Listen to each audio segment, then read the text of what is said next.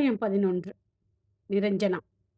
சித்தி சொன்னதைக் கேட்டு அதிர்ந்து போய் நின்றவள், என்ன ஏது என விசாரிப்பதற்குள், "நிரஞ்சு, கிளம்புடி!" கதவை அடைத்து அவளிடம் கைகளை கூப்பினார் சித்தி. "சித்தி, என்னாச்சு? எங்க கிளம்பணும்? என்னன்னு சொல்லுங்க. என்ன பிரச்சனை?" "ஐயோ, உன் வாழ்க்கை வீணா போக போகுதுடி. அந்த செந்தில் ஏற்கனவே கல்யாணமானவன்." "சித்தி, எனக்கு குழந்தையே இருக்கு," வெறுமையாய் சொன்னாள். அவளது கைகளை இறுக்கமாக பிடித்துக் கொண்ட சித்தி, "இங்க பாரு, எனக்கு குழந்தையே இல்லாதப்போ எனக்கு கிடைச்ச முதல் பொண்ணு நீதாண்டி. நீ வாழ்க்கைய இழந்துட்டு வந்து அழுதுட்டு மூலையில உட்கார்ந்ததை என்னால பார்க்க முடியல. அதனால தான் நான் உனக்கு நல்ல வாழ்க்கை கிடைக்க போகுதுன்னு தான் உன்னைய அவ்ளோ வற்புறுத்தினேன். சத்தியமா சொல்றேன்டி, அந்த குடும்பம் பத்தி எனக்கு தெரியவே தெரியாது. அப்படி என்ன அதிர்ச்சி காத்திருக்க போகுது?" என இவள் சித்தி முகத்தையே பார்க்க, அவள் இடிகளை மெதுமெதுவாய் அல்லாமல் வேகமாய் இறக்கினாள் இவள் தலையில். அவனுக்கு குழந்தை பிறக்கிற வாய்ப்பு இல்லாமல் இல்ல. இவன் நிறைய பொண்ணுங்க கூட தப்பான தொடர்பு வச்சிருந்திருக்கான். தினம் காசுக்கு ஒரு பொண்ணுன்னு, ஆனா யாரையுமே கல்யாணம் பண்ணி முறையா குடும்பம் குழந்தை அப்படின்னு வாழ விருப்பம் இல்லையா அவனுக்கு. அப்புறம் அவன் அக்கா வற்புறுத்தி முதல்ல கிராமத்துல அவங்க உறவுக்கார பொண்ணு தேன்மொழிய பார்த்து கல்யாணம் முடிச்சிருக்கிறாங்க. அந்த பொண்ணுக்கு 19 வயசுதான். அவள தினம் செக்ஸ் டார்ச்சர் பண்ணிருக்கிறான். அவன் ஏற்கனவே மனநல காப்பகத்துல இருந்தவனா. அது தெரியாம அந்த பொண்ணு தினம் அவன் கொடுமையில சிக்கி, ஒரு நாள் அந்த பொண்ணு கர்ப்பமா இருந்து இவன் பண்ணதுல அபார்ஷன் ஆகிடுச்சாம். அடுத்த முறை கர்ப்பமா ஆனப்போ அந்த பொண்ணு வீட்டுக்கு சொல்லக்கூட முடியாம இவன் போன் எல்லாம் எடுத்து வச்சுக்கிட்டானாம். அப்புறம் அந்த பொண்ணு வீட்டை விட்டு போய் போலீஸ்ல கம்ப்ளைண்ட் கொடுக்க போனப்போ அந்த பொண்ணை பிடிச்சி மண்ணெண்ணெய ஊத்தி கொளுத்தி விட்டுட்டானாம். இதை கேட்டு ஈரக்கொலை நடுங்க அமர்ந்திருந்தாள் நிரஞ்சனா. அதுக்கப்புறம் அந்த பொண்ணு வீட்ல பணத்தை கொடுத்து வாய அடைச்சிட்டாங்க. இல்லாத வீட்டு சனம், அதனால வாய மூடிட்டு இருக்கிறாங்க. இங்க மண்டபத்துல அந்த அம்மா தான் என்கிட்ட சொன்னாங்க. இவர் சொல்லி முடிக்கவும் கதவை தட்டவும் சரியாக இருந்தது. இருவரும் நெற்றியில் துளி துளியாய் சேர்ந்த வியர்வைகளை புறங்கையால் ஒதுக்க மீண்டும் கதவு பலமாக தட்டப்பட்டது. கதவை திறக்க நின்றிருந்தான் செந்தில் மாப்பிள்ளை கோலத்தில். "என்னாச்சு ரஞ்சனா? ஃபோன் பண்ணுனா திருப்பி பண்ணா எடுக்கல நீ?" "அது அது அது பார்க்கல." உடனே சித்தி, "தம்பி, அவ பாத்ரூம்ல இருந்தா. கொஞ்சம் டயர்டா இருக்குதாம். ரெஸ்ட் வேணும்னு சொன்னா." "அப்படியா? Okay, okay. என்ன சொல்றான் என் பையன்?" என அவளது வயிற்றில் கை வைக்க நிரஞ்சனா எதுவுமே செய்ய முடியாமல் நின்றாள்.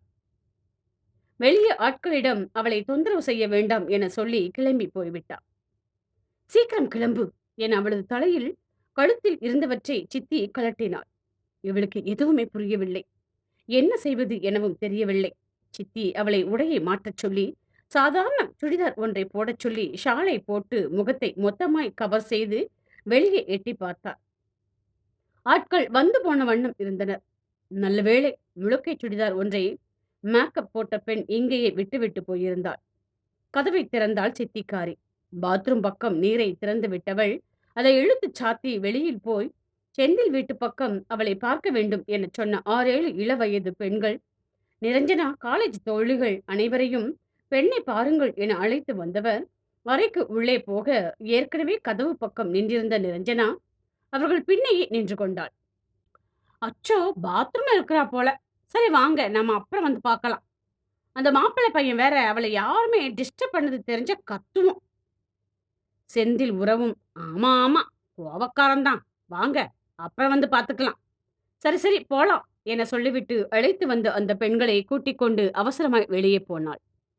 அவர்களோடு நிரஞ்சனாவுமே கிளம்பினாள். மற்ற பெண்கள் போய் அமர்ந்துவிட இவளோ நடை போட்டாள் வெளியே.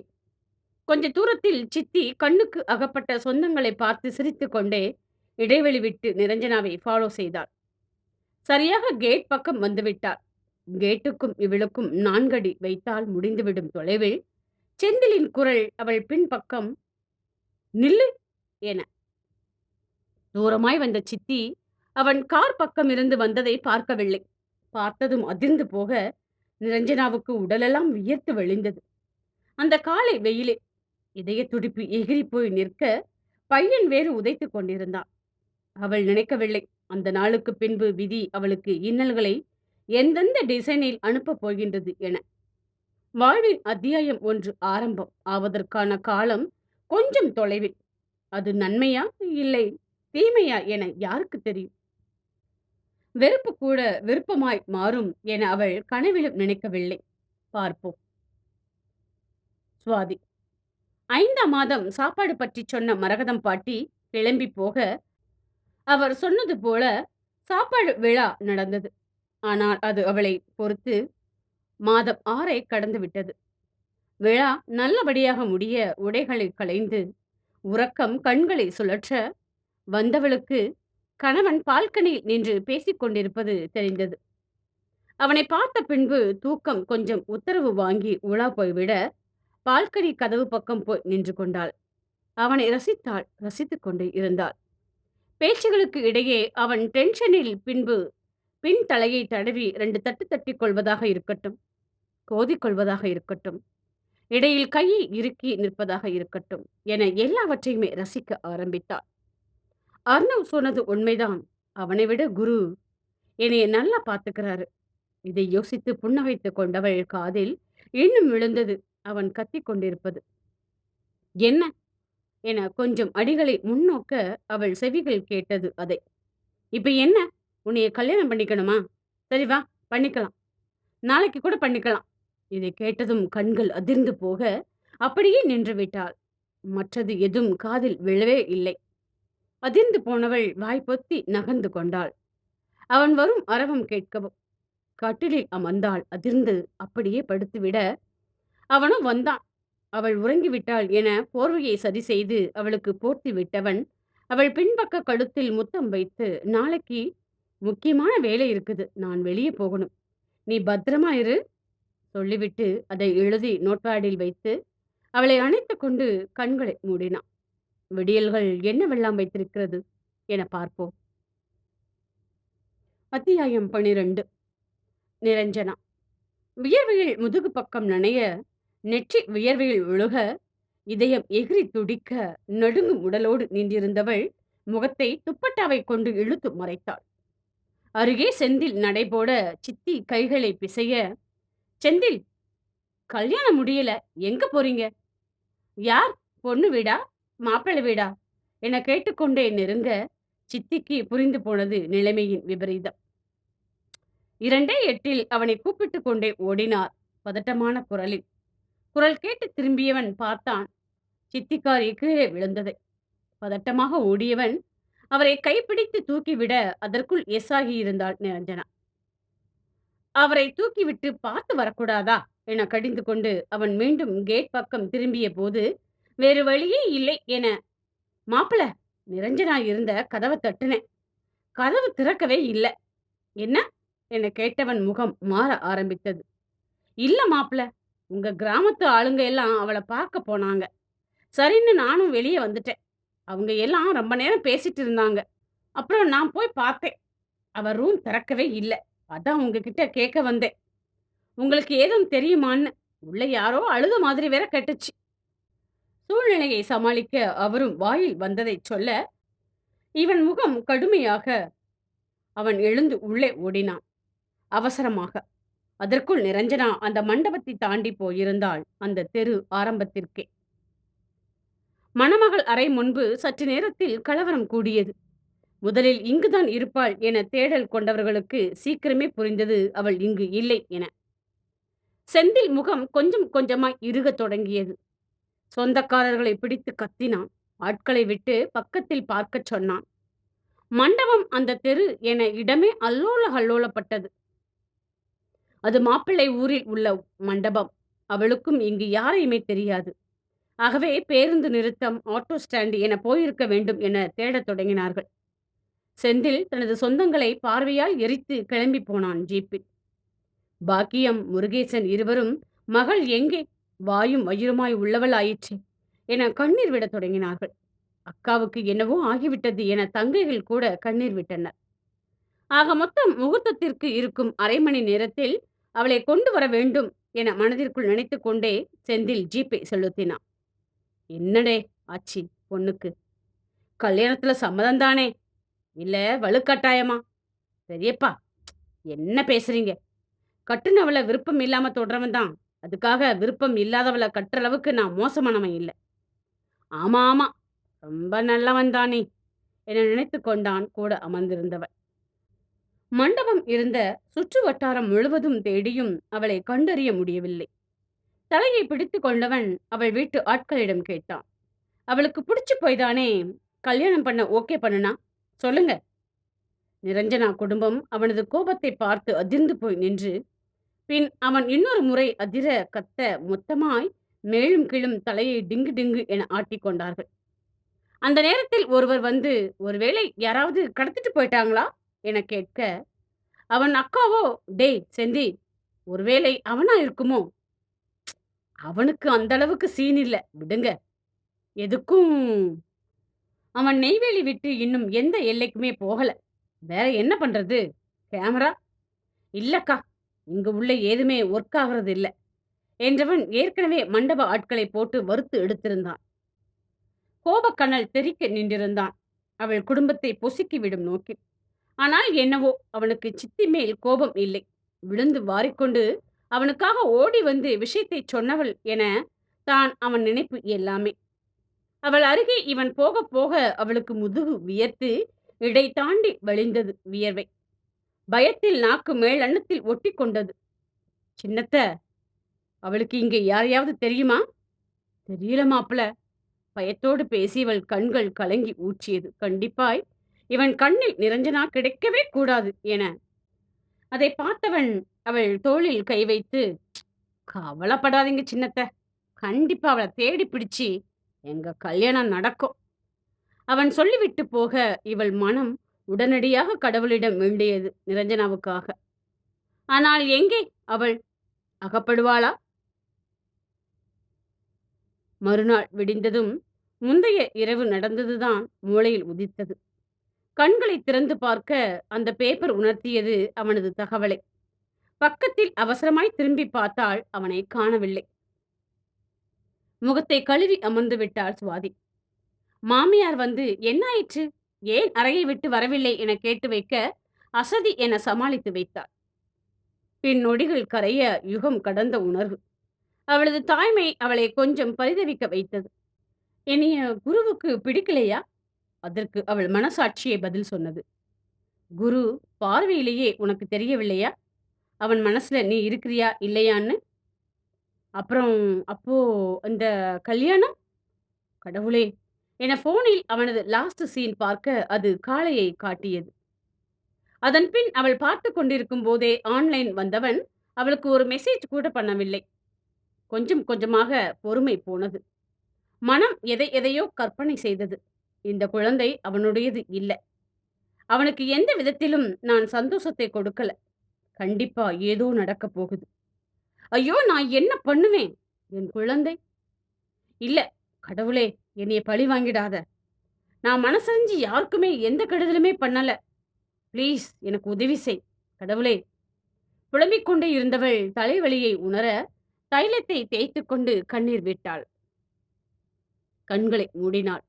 ஆனாலும் கண்முன்னே குரு வேறு ஒரு பெண்ணுக்கு தாலி கட்டுவது போலவும் சிரிப்பது போலவும் இருந்தது அவளுக்கு. காதை பொத்திக் கொண்டு கதறினாள். சற்று நேரத்தில் அவள் அரைக்கதவு திறக்கும் சத்தம். கதவை பார்க்க வந்தது பட்டு வேஷ்டி சட்டையில் குரு. அவனுக்கு அருகே ஒரு பெண் உருவம். பார்த்ததும் அப்படியே மயங்கி சரிந்தாள். அத்தியாயம் 13. நிரஞ்சனா. காலை விடிந்ததும் கலைவாணி வீட்டில் வழக்கம் போல் வந்து கத்தி கூப்பாடு போட்டு போனான் செந்தில். இன்றோடு ஒரு வாரம் ஆகிவிட்டது நிரஞ்சனா குடும்பத்தை விட்டு போய். எங்கே இருக்கின்றாள் என்ற எந்த செய்தியும் யாருக்குமே கிடைக்கவில்லை. ஆனால் செந்திலுக்கு பார்த்த மணப்பெண் ஊரை விட்டு ஓடிவிட்டாள் என்ற செய்தி மட்டும் அக்கம் பக்கம் ஊர் உறவு என பரவி கிடந்தது.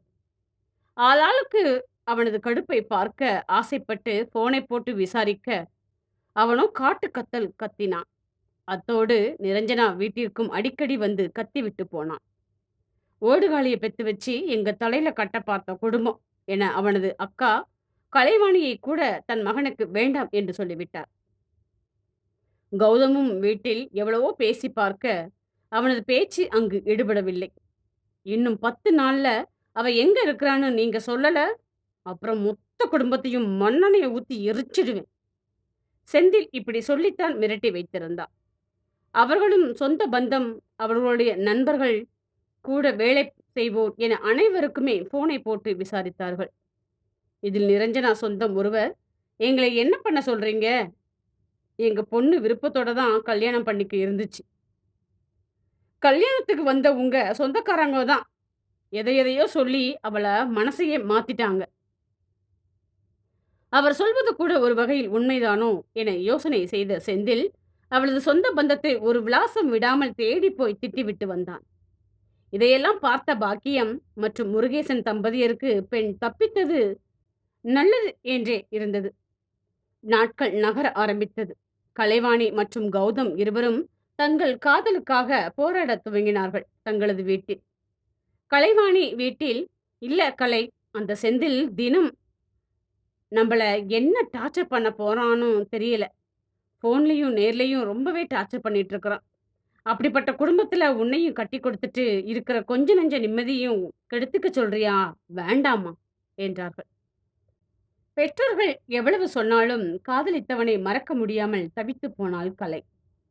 இதில் வாயும் வயிறுமாக உள்ள பெண் வேறு எங்கே போனாள் என தெரியாமல் தினம் சாப்பாடு இறங்க மறுத்தது பெற்றோர்களுக்கு. சித்திதான் தினம் வீட்டிற்கு வந்து ஆறுதல் சொல்லி போவாள் அவர்களுக்கு. போலீஸ் கம்ப்ளைண்ட் வேறு கொடுத்திருந்தான் செந்தில்.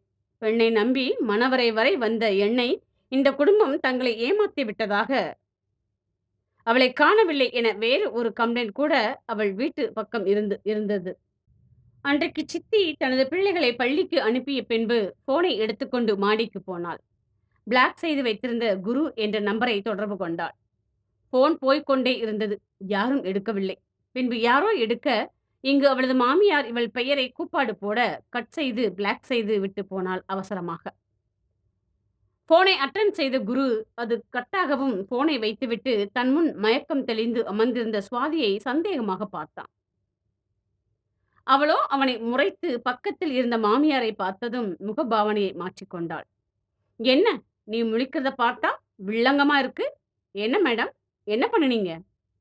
அவன் இப்படி புருவம் உயர்த்தி கேட்க அவன் மேல் எங்கே கோபம் வர, அவளோ கொஞ்சம் தள்ளி ஒரு சேரில் அமர்ந்திருந்த நிரஞ்சனாவை பார்த்துவிட்டு பின்பு மாமியார் மேல் பார்வையை செலுத்தினாள். மாமியார் அமைதியாக இருக்க, "மா, உங்க மருமக பார்வையாலேயே கேட்கிறாளே, நீங்க பதில் சொல்லுங்க." "என்னது?" "விளங்கிடும்." "மா, சரி, நீங்க அந்த சிஸ்டரை கூட்டிட்டு வெளியே போங்க. நான் கொஞ்சம் விளக்கம் கொடுத்து இவளை கூட்டிட்டு வரேன்." பின்பு அவள் பக்கம் திரும்பி அவளை பார்க்க அவள் பார்வை என்னவோ அவன் வேஷ்டி சட்டையில்தான். "என்ன மாமன் செம்மையா இருக்கிறேனா?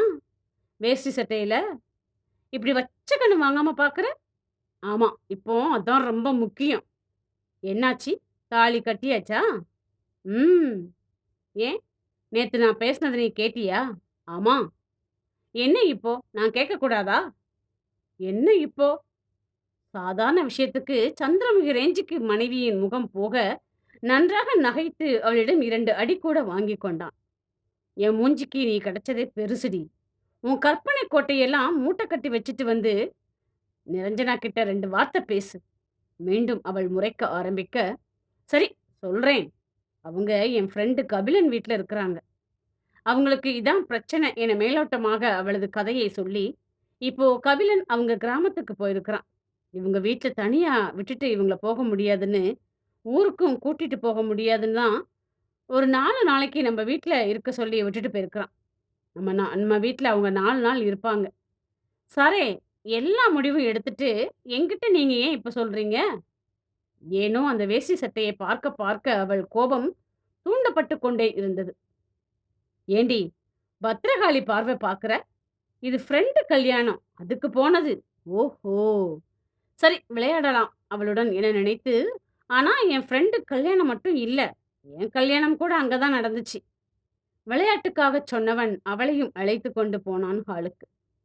நிரஞ்சனாவிடம் பேசிவிட்டு சாப்பிட்டு இரவு உறங்க அறைக்கு வர அவன் அவளுக்கு வாட்டர் பாட்டில் எடுக்க கீழே போனான். அந்த நேரம் ஃபோனில் வந்தது ஒய்ஃப் காலிங் என. பார்வை ஃபோனில் நிலையாய் நிற்க, அவசரமாய் வந்தவன் அவளது கையில் இருந்த ஃபோனை பிடுங்கிக் கொண்டு பால்கனி போனான்.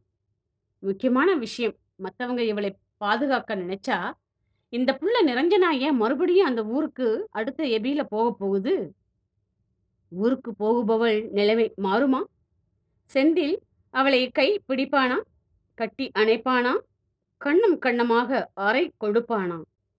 பார்க்கலாம். அத்தியாயம் 14. நிரஞ்சனா, சுவாதி. ஃபோனில் ஒய்ஃப் என்று வந்த பிறகு எப்படி சும்மா விடுவாள்? பேசிக் கொண்டிருந்தவன் பின்னே போனவள் ஃபோனை பிடுங்க, குரு அதிர்ந்து அவளை பார்க்க அதை ஸ்பீக்கரில் போட்டவள் அவனை முறைக்க, அவன் அதைவிட அதிகமாய் அவளை முறைத்தான். அதிலோ ஆண் ஒருவனின் குரல், டேய், நான் சொல்றத கேளு. இந்த முறை அவன் கல்யாணத்துக்கு முன்னாடியே ஒரு முறை மாலத்தீவு விசிட் பண்ணிடலாம். பதில் வராமல் இருக்க, டேய், என்னடா, நான் கேட்டுட்டே இருக்கிறேன், நீ பதிலே சொல்ல மாட்டேங்கிற. என்ன, புது பொண்டாட்டி வந்ததும் இந்த பழைய பொண்டாட்டியை மறந்துட்டில்ல நீ? இதை கேட்டவள் புரியாமல் பார்க்க, போனை பிடுங்கிக் கொண்டு பேசியவன் அவளை முறைத்துவிட்டு உள்ளே போனான். அவளுக்கு புரிந்து போனது, தான் ஏதோ தவறு செய்து விட்டோம் என. பின்னாடியே வந்து அவனை தாஜா செய்தாள். அவனோ கொஞ்சம் அவளை அலைய வைக்க பார்க்க, அவளோ முறுக்கிக் கொண்டாள். ஓஹோ, நான் வந்து கெஞ்சணுமா? ஏன், சாருக்கு நான் கேட்டா பதில் வராதோ? ஒரு புள்ளத்தாச்சி பொண்ண கெஞ்ச வச்சா சாமி தண்டிக்கும். இதற்கு அவன் அவளை திரும்பி பார்க்க, ஆமா, யாராயிருந்தாலும் புருஷன் போன்ல பொண்டாட்டி அப்படின்னு வந்தா கேட்கத்தான் செய்வாங்க. இப்ப என்ன, நான் கேட்டதுல குடிமுழுகி போயிடுச்சா என்ன? அவளே பேசி அவளே கோபப்பட, அவளே இப்பொழுது மூக்கையும் சிந்த, தன்னவள் தாய்மையின் நேரத்தில் பண்ணும் இதையெல்லாம் ரசித்திட ஆரம்பித்தான் அவன். நல்ல வேளை, அந்த சந்தேகத்திற்கு பதில் சொன்னான். அது எங்களோட காலேஜ் குரூப்ல வச்ச பெயர். எங்க எல்லோருக்குமே கிறிஸ்மா கிறிஸ்டல் விளையாடுறப்போ வந்த உறவு முறைகள்ல வச்சு ஒரு ஃபேமிலி மாதிரி மாமா, சித்தப்பா, அம்மா, அப்பா அப்படின்னு கூப்பிட்டுக்குவோம்.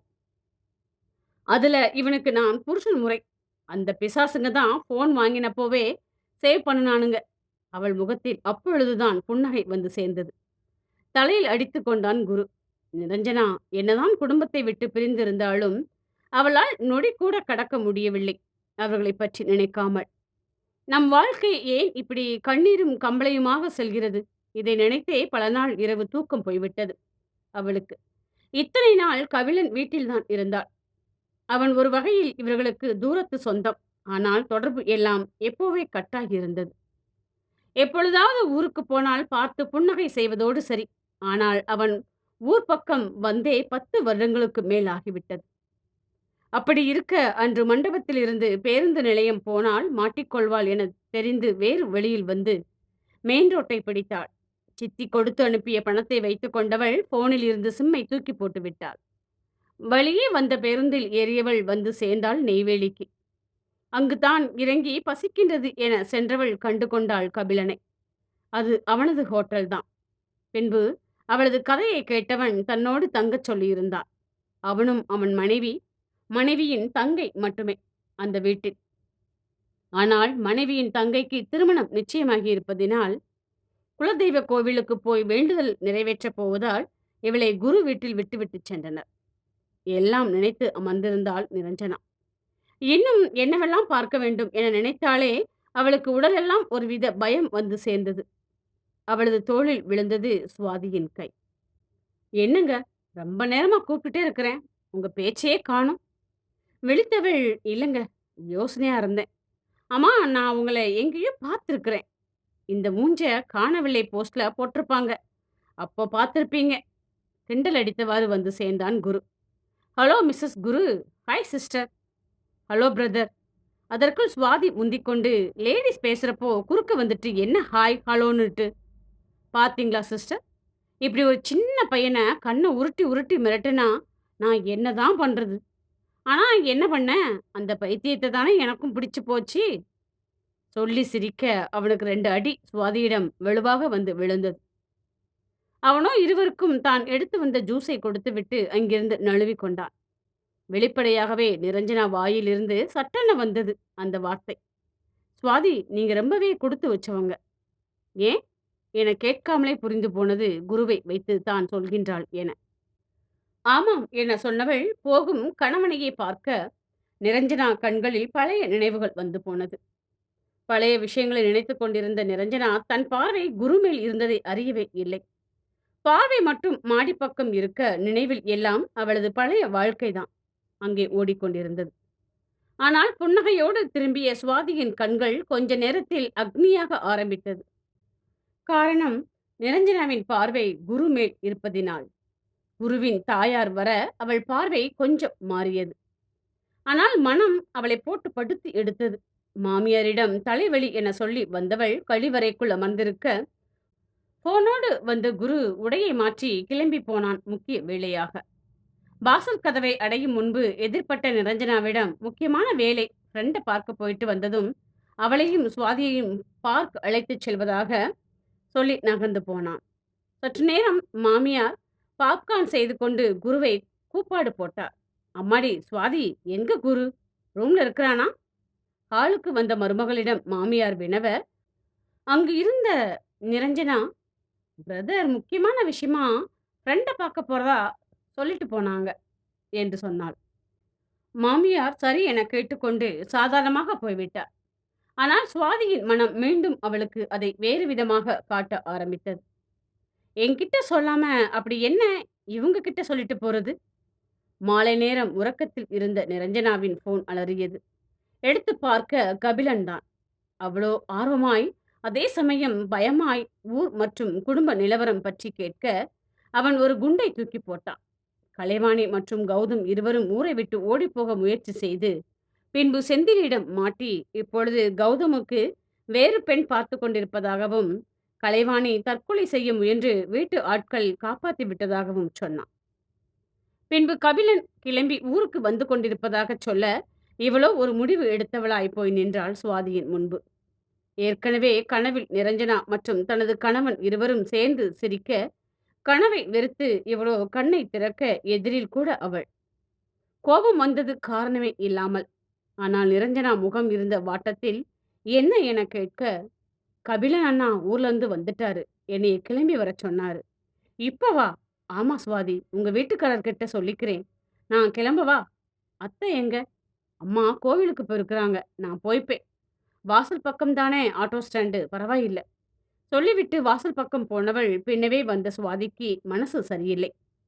ஒரு நிமிஷம் என ஓடிப்போய் பணத்தை எடுத்துக்கொண்டு வந்தவள் நிரஞ்சனாவின் கையில் வைத்து அழுத்தினாள். இல்ல வேண்டாம், வச்சுக்கங்க ப்ளீஸ். கபிலன் அவருக்கு தெரியும் தானே? தெரியும். என்னோட நம்பர் இருக்குதா உங்ககிட்ட? இல்லை என்றவளுக்கு கொடுத்து அனுப்பினாள். அப்படியே மனம் கேட்காமல் கணவனுக்கும் மெசேஜில் சொன்னவள் போய் படுத்து விட்டாள், அசதியாக இருக்கவும். நிரஞ்சனா பேருந்தில் ஏறினாள் ஊர் பக்கம் போவதற்காக. அத்தியாயம் 15. நிரஞ்சனா. என்னம்மா பஸ் வந்து இன்னும் இறங்காம இருக்கிறீங்க? எந்த ஊருக்கு போகணும்? கண்டக்டர் கேட்க இங்கதான் இறங்கணும் என வயிற்றை பிடித்துக்கொண்டு மெதுவாய் எழ, அடடே வெள்ளத்தாச்சி பொண்ணா, அசதியா இருந்தா உட்காந்துக்கம்மா, பஸ் இப்போ எடுக்கல, லேட் ஆகும். ஆருக்காகவும் காத்திருக்கதா இருந்தா இங்கேயே இருமா. இல்லைங்கண்ணே, யாருமே வரல, நான் தான் போகணும். சரிம்மா, ஆட்டோ இங்க பக்கம்தான், வலது பக்கம்தான் இருக்கு. இறங்கி கொண்டவள் கண் முன்னே வந்து போனது 2 மாதங்களுக்கு முன்பு நடந்தது. போகும்போது மனம் இருந்த பாடு என்ன, இப்பொழுது உள்ள பாடு என்ன என அவள் மட்டுமே அறிவாள். ஏதோ ஒரு தைரியத்தில் கிளம்பி வந்துவிட்டாள். ஆனால் பயம் உள்ளுக்குள் கவ்வி பிடித்தது. அவளுக்கு அவளால் தன்னுடைய தங்கை வாழ்க்கை வீணாக கூடாது. அதனால் குருட்டு தைரியத்தில் கிளம்பி வந்தவளுக்கு உடல் எல்லாமே உதறல் எடுத்தது. அப்பொழுதாவது 5 மாதம், இப்பொழுது 7 மாதங்கள் கடந்து விட்டது. வயிற்றில் குழந்தையோடு அவளுக்கு தனியே நடக்க கொஞ்சம் சிரமமாகத்தான் இருந்தது. மனமும் பாரமாய் இருக்க உடல் அதிக பாரமாய் அவளுக்கு தெரிந்தது.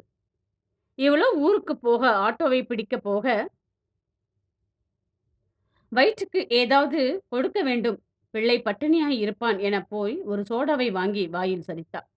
பின்பு ஆட்டோவை அழைக்கப் போக அங்கே இருந்த சோளம் கண்ணை மட்டுமல்ல அவள் வயிற்று பசியையும் நினைவுபடுத்த ஒரு சோளத்தையும் வாங்கி கொண்டு ஆட்டோவில் ஏறினாள். அவரது ஆட்டோ ஊருக்குள் உள்ளே செல்லவும் ஊருக்குள் இருந்து ஒரு ஆட்டோவில் கலைவாணி குடும்பம் மொத்தமும் அவளை மருத்துவமனை இழுத்துக்கொண்டு அவசரமாக போகவும் சரியாக இருந்தது. இவளோ அந்த லேசான இருட்டில் தெருப்பக்கம் போக, அங்கேயே 4, 5 ஆட்கள் பேசிக் கொண்டிருந்தனர். இவளோ சேலை தலைப்பால் முகத்தை மறைத்துக் கொண்டாள். இந்த பொண்ணு கலை மனசுல ஒருத்தன வச்சுக்கிட்டு எப்படி இன்னொருத்தன கல்யாணம் பண்ணிக்கும்? ஆனா இந்த செந்தில் இவ்வளவு அடாவடி பண்ணக்கூடாது. இந்த குடும்பத்திற்கு பாவம் பார்த்து அந்த பக்கத்து வீட்டு அக்கா பேசிக் கொண்டிருக்க, இன்னொருத்தியோ அதுக்கு பிள்ளைங்கள ஒழுங்கா வளர்த்துருக்கணும். ஒருத்தி வாலா வெட்டியா வீட்ல வந்து உட்கார்ந்தா. இன்னொருத்தி காதலிக்கிறேன்ற பேர் வழியில அவனத்தான் கட்டிப்பேன்னு ஒத்த கால்ல நிக்கிறா. குடும்ப சூழ்நிலை புரிஞ்சுக்கிற பொண்ணுங்களா இருந்தா பரவால்ல. ஆளாளுக்கு ஒண்ணு ஒண்ணு ஒவ்வொரு ரகமா தெரிஞ்சா யாரு தான் என்ன பண்ண முடியும்? பாவம் முருகேசன். அது இந்த வயசுல எவ்வளவு தான் தாங்கும்? பாக்கியம் அழுது அழுது கண்ணீரே வத்தி போச்சு. அது வேணா உண்மதான். புருஷன் வீட்டுல சண்டைனா சமாளிச்சுட்டு அங்கேயே இருந்திருக்கணும். இல்லையா அடுத்த கல்யாணம் பண்ண பிடிக்கலைன்னா முன்னாடியே சொல்லியிருக்கணும். என்ன பொம்பள பிள்ளைகளோ! முருகேசனும் 3ம் பொண்ணா பெத்துட்டாரு. பாவம். அல்லோல கல்லோல படுறாரு. அவளது பெற்றோர்களுக்கு பாதி பேர் ஈவிரக்கத்தை காட்டி பேச, இவளோ மௌனமாய் கண்ணீர் வடித்து, எப்படியும் குடும்பம் அரசு மருத்துவமனைக்குத்தான் போயிருக்கும் என ஆட்டோவை அங்கேயே விடச் சொன்னாள். ஏற்கனவே ஒருமுறை தற்கொலை முயற்சி செய்ததாக கபிலன் சொல்லியிருக்கிறாரு. பேசி எப்படியாவது கலைவாணியையும் அவரையும் சேர்க்க வேண்டும். இதுதான் அவளுக்கு மனதில் இருந்தது இப்பொழுது. மருத்துவமனை நோக்கி வண்டி செல்ல அவளது நேரமோ என்னவோ. அவளுக்கு போனை போட்டான் குரு. அதைத் தொடர்ந்து கபிலனும் விடாமல் போன் அடிக்க, முதலில் கபிலன் போனை எடுக்க அவனோ காய்ச்சி எடுத்து விட்டான். எங்கம்மா இருக்கிற நீ? குரு வீட்ல இருந்து கிளம்பிட்டேன்னு சொல்றாங்க. என்ன நிரஞ்சனா இது? என்ன பண்ற நீ? அவனிடம் உண்மைகளை கடகடவென ஒப்பிக்க அவனோ திட்டி தீர்த்தான். நீ செந்தில அவ்வளவு சாதாரணமா நினைச்சிட்டு இருக்கிறியா? அவன் செல்வாக்கு தெரியாம எதுவுமே பண்ணாத. உன்னை வெட்டி வீசிட்டு போய்க்கிட்டே இருப்பான் அவன். ஆனா கலைவாணி பாவம். உன் வயித்துல குழந்தை வேற இருக்கு. என்ன பண்ணுவியோ? நீ கிளம்பி சீக்கிரம் வீட்டுக்கு வந்து சேரு. நாங்க ஊருக்கு கிளம்பி பாதி தூரம் வந்துட்டோம். நீ சீக்கிரம் வா. வீணா எதுவும் பண்ணாத. கபிலன் அத்தோடு நிறுத்தாமல் குருவுக்கு போனை போட்டு, நிரஞ்சனா சொன்னது உண்மைதான். எங்க அம்மா வர சொன்னாங்களாம். அதான் கிளம்பி வந்துட்டா என சொல்லி சமாளித்து விட்டான். பின்னே நாள பின்ன அவளை மீண்டும் அங்கே விட்டு போவது என்பது முடியாத காரியம் ஆகிவிடுமே என்று நினைத்து இவளோ மருத்துவமனை வாசலில், என்னம்மா இதான் கவர்மெண்ட் ஹாஸ்பிட்டல், இறங்குங்க. என்ன செய்வது என யோசிக்காமலேயே காலை கீழே வைத்தாள். உள்ளே போக போனவள் எதற்கும் சேலை தலைப்பால் முகத்தை சுற்றி முக்காடு போட்டுக்கொண்டு உள்ளே மெதுவாக நடக்க ஆரம்பித்தாள். உள்ளே பதறி திக்கு திக்கு என அடித்துக் கொண்டது இதயம். தடதடக்கும் இதயத்தோடு ஒவ்வொரு அடியையும் உள்ளே வைத்தவள் கையை இறுக்கி பிடித்து இழுத்து போனது ஒரு கரம். சுவாதி. சுவாதி காலுக்கு சுடுதண்ணீர் ஒத்தடம் கொடுத்த கணவன் குரு எல்லாவற்றையும் எடுத்து வைத்துவிட்டு வந்து அவள் காலடியை அவன் தலைமாடாக்கி படுத்துக் கொண்டான் ஸ்ரீரங்கநாத போஸில். அவள் கால் விரலில் குடிக்கொண்டிருந்த மெட்டிகளை தனது விரல் கொண்டு சுண்டியவன் அதன் குலுங்கும் சப்தத்தில் மீண்டும் அதையே செய்து அவள் கொலுசுக்கு கையை நகர்த்தினான். அவளும் அவனையே வைத்த கண் வாங்காமல் பார்த்து வைக்க லேசாக உதட்டில் புன்னகையை தவள விட்டவன், என்ன மேடம் சைட்டா? ஏன் அடிக்கக்கூடாதா? சொல்லிவிட்டு அவனையே பார்த்தவள் இன்றைக்கு அவனுக்கு வித்தியாசமாகவே தெரிந்தாள். அவள் கண்கள் என்றைக்கும் இல்லாத ஒன்றை இன்றைக்கு அவனுக்கு உணர்த்தியது. மனைவி கட்டிலில் காதலும் பொங்கி வெளிய கண்கள் கூச வெட்கி நாணி கால் விரல்களை மடக்கி நிமிர்த்தி அவனை பார்த்தாள். மனைவியின் பார்வைக்கு அர்த்தம் புரியாதவனா அவன்? ஏற்கனவே பலமுறை இதுபோல் பார்வைகளை அவளிடம் கண்டதுண்டு. ஆனால் அவளோ அதை தவிர்த்து போயும் இருக்கின்றாள். அதற்கு பதிலாக லேசாக அவனை இதழை உரசி ஒரு போர் நடத்தியும் சென்றிருக்கின்றாள். இந்த முறை பெட்டில் முதுகை சாய்த்து தலையணையை மடியில் வைத்து தலையை சாய்த்து கண் இமைக்காமல் இமைகளை நிரப்பிய கருமையோடு அவனை பார்க்க, அதில் ஆடவன் அவன் அந்த அர்த்த ராத்திரி வேளையில் அர்த்தமாய் வேர்த்து போனான்.